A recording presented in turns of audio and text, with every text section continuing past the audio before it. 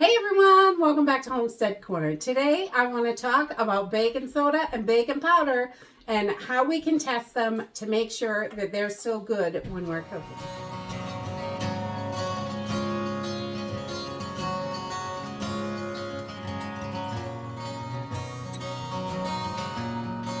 I don't know about you guys, but I've definitely gone to bake something and it came out flat and awful.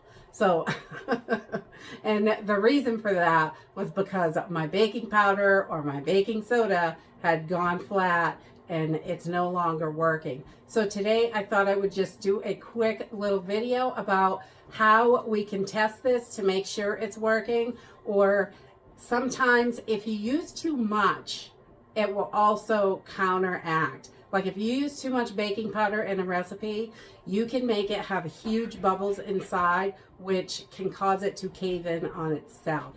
So that's another thing, is to watch and make sure you're not using too much.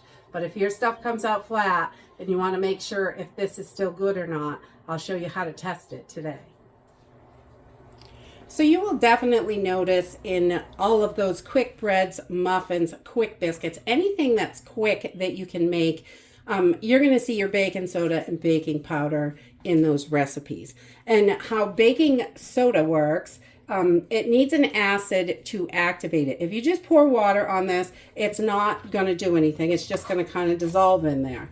But if you take a teaspoon of your baking soda, and when you add a couple tablespoons of an acidic item like your white vinegar, apple cider vinegar, buttermilk, your buttermilk biscuits, this is how they work, is this vinegar, when you pour it on the baking soda, if your baking soda is good, it's going to bubble up.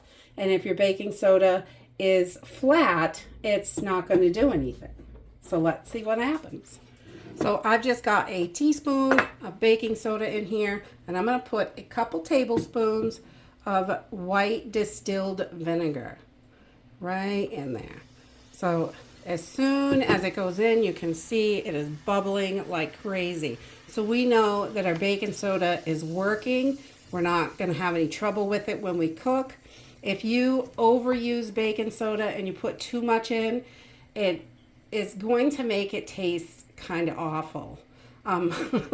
Too much baking soda just gives it an awful flavor, and it may make it brown too much, more than usual. So when you pour that vinegar in, you know that this is working.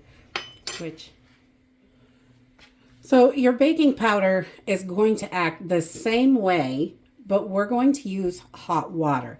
Some baking powder, just water will make it activate, but some baking powders, it needs hot water. I almost always use hot water, and this is just hot tap water. It's not boiled or anything like that. You can use just tap water. And again, I'm just going to take from my baking powder, and I'm just going to put a teaspoon in there.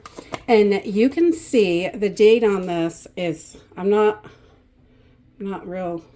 care about dates usually. And this supposedly was Best Buy in 2021, June. So it's well over a year past. Once you open it, they say it's got 6 months.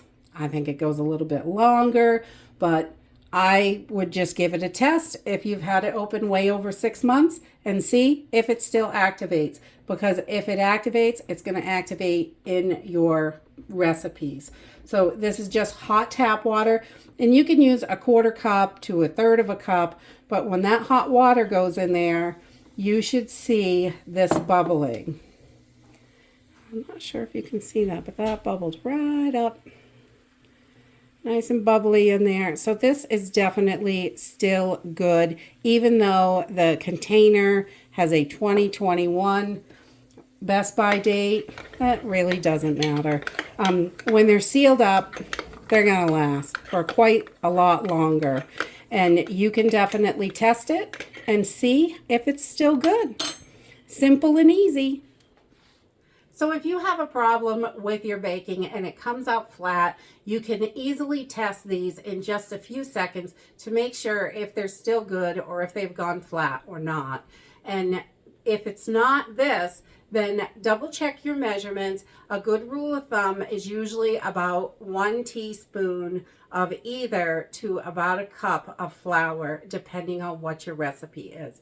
So if you overdo it, it can be a problem, or if it's gone flat, that can be a problem. But testing it is super easy, and knowing that it's ready to go and they are still 100% safe to use even a year and a half after the best by date.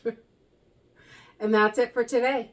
If you like this video, give me a thumbs up. Subscribe. I'll see you in the next video. Bye.